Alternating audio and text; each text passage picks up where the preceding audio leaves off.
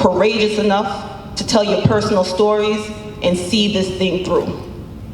We are here because of you.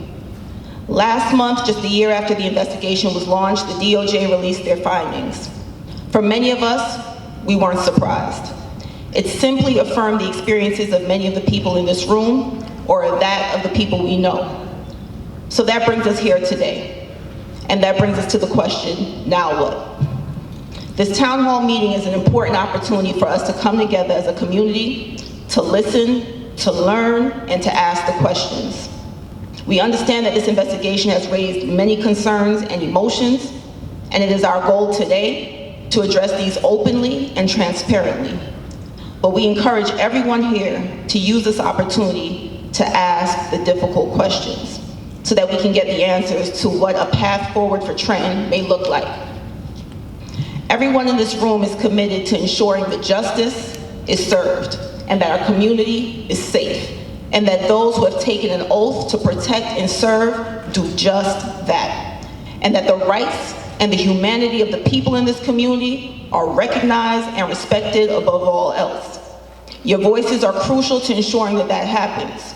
So we encourage you to share your thoughts and your concerns tonight. Once again, I want to thank the U.S. Attorney Selinger for your commitment and for being here tonight. And without further, before I say that, I just want to give you guys a little breakdown on how this is going to work out this evening. So we are going to have a breakout session where we're going to encourage everyone in this room to go into either area, either of the four corners of this room. Because what we want to do is we want to form smaller groups so that we can speak more candidly about some of the concerns. We're going to have members of the DOJ present. They'll be able to engage with you. You'll have an opportunity to ask the questions that you might not be able to ask otherwise. So we encourage everyone to take full opportunity, take full advantage of the opportunity. So without further ado, I'd like to introduce Nashina Porter-Poznansky, Community Outreach Coordinator of the U.S. Attorney's New Jersey District Office. Please applaud.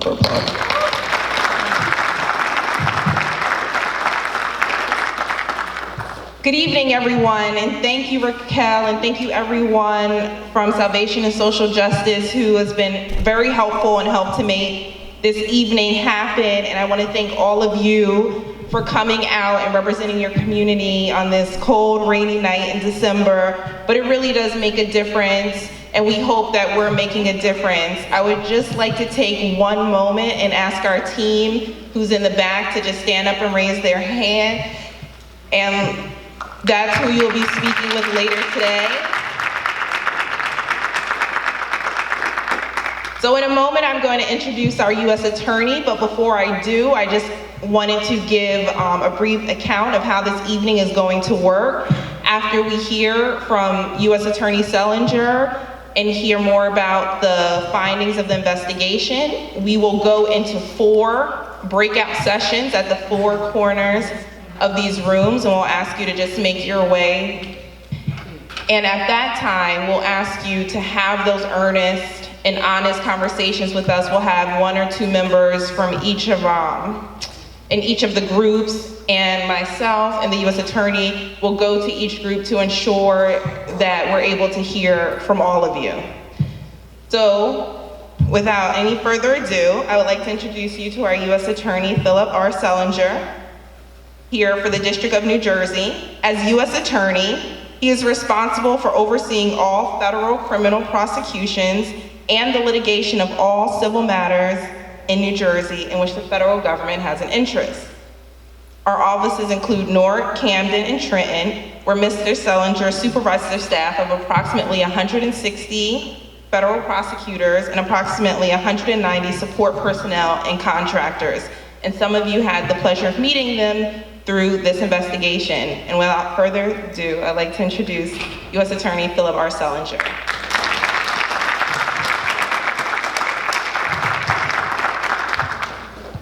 Thank you, Nashina. Thank you, Raquel. And I reiterate Raquel's comments. Thank all of you, not only for being here tonight, but for the role that you have played throughout this investigation and even before, as she mentioned, when we had our town hall in September of 2023.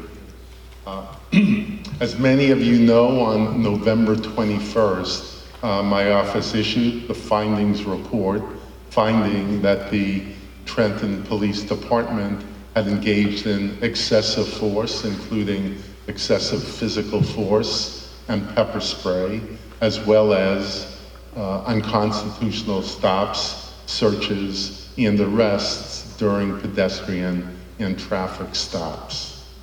Specifically, our investigation found that these violations occurred during a several-year period, and also the findings were that the Trenton Police Department had inadequate supervision and training and accountability, and each of those also contributed to the unconstitutional conduct that occurred.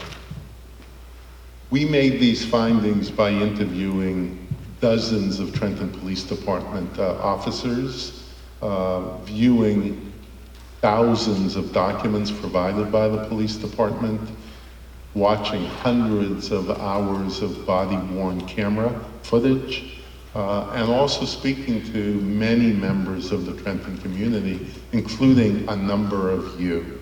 And again, our thanks to you, and also our thanks to the Trenton Police Department and the City of Trenton for cooperating during the investigation. The findings report, as Raquel mentioned, confirmed what most of you have been saying for years and have told us as well. When we appeared in the town hall last September, many of you told us very directly about the problems with the Trenton Police Department. One member said to us, and gave us a note actually, that we're scared of the law because they don't like us. And I mean, I won't forget that moment. And many of you spoke up, and while the town hall was not focused specifically on the Trenton Police Department, it was on all the work of our office. More than half of the comments that we received related to policing issues regarding the Trenton Police Department. Many of you told us that you don't trust the Trenton Police Department and you're afraid of the police department. And we spoke with a number of Trentonians who told us that they lost their jobs or their freedoms or their houses because of unconstitutional stops, searches, arrests, or excessive force. We watched videotape of people losing their lives or suffering significant injury due to the use of excessive force. Where the Trenton Police Department unnecessarily escalated situations that reasonably did not have to be escalated that way. To be sure, there are a number of Trenton Police Department officers who take their jobs and their obligation to protect the public very seriously, and they serve with honor and distinction. And in interviews with a number of Trentonians, people told us how much they appreciate those officers who take the time and work in a way where they engage with the residents, and in particular, the youth, in productive ways.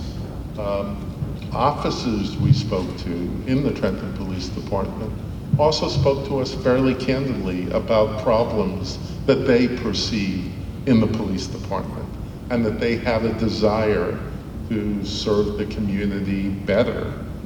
They recognize the need for improvement, the need for more training, the need for more supervision, the need for more accountability, and a better relationship with the community. Reform is long overdue. You all know that, and we know that too. And our findings report is the first step, an important step, but the first step only in that process of reform. Our experience shows us that constitutional policing is effective policing. when there's public trust and confidence in the police, crime goes down. And when police view the community as partners in public safety, and by working with the community, it reduces the strain on police officers and helps them do their jobs more efficiently. At the end of our report, we issued recommendations for 26 specific remedial measures. Those measures are what the Department of Justice has seen work in policing departments across the country. But every community is different, so it's important that we get the views of the Trenton community about the remedial measures that are necessary to reform the Trenton Police Department. And that's what tonight is all about. Just to give you a sense of where we stand in the process and the next steps, we've issued the findings report. We are in the process of drafting a reform agreement that will require the Trenton Police Department and the city to institute the remedial measures in the findings report and any other remedial measures that are proposed. We heard from Trenton Police Department members, from people in the community, and others about remedial measures during the course of the investigation, but we're here tonight to focus specifically on that and to hear more from you as to your thoughts on appropriate remedial measures. Once we finalize the proposed reform agreement, which we hope to do in the coming weeks, a process will begin to negotiate that agreement with the City of Trenton and the Police Department. That negotiation process can take some time, so we ask for your patience and understanding during the course of that. Relatedly, I know that some folks have expressed some concern about the transition, in administrations in Washington. The team of attorneys, the investigators, and the paralegals who conducted this investigation are career employees of the Department of Justice, and their work will continue during the transition and during the next administration. There have been policing cases such as this in prior administrations that transitioned and overlapped into following administrations, and the work continued. And that's what our team is committed to do during this transition and during the next administration. We could not have gotten to this point without the cooperation of all of you, of course, but also the cooperation of the City of Trenton and the Police Department. Mayor Gacera and Director Wilson have indicated a willingness to work with us to implement the reforms, the recommendations which were highlighted in the report as quickly as possible. And we are eager to see them move forward in that regard. We have the support of our state and local law enforcement partners, as well as the New Jersey Department of Community Affairs. And again, community support is key and integral as part of this process. And this community had such an integral role in helping us identify the concerns that were addressed in the report. And we know you'll also play an integral role in helping us to identify remedial measures going forward. We care deeply to hear about your concerns and your experiences and your ideas for improvement as part of the remedial measures. Tonight, the 4 tables that have been mentioned to you, we are asking each of you to candidly share with us, and I'll be going around, as Nashina said, to each of the tables, share with us your concerns. And if as a result of tonight afterwards, people think of other issues, particularly on the issue of reforms, we ask you to share those as well during this process. So we very much appreciate all of you coming out tonight and the role that you're playing, your commitment to help move forward in this next stage of reforming the Trenton Police Department. So thank you very much.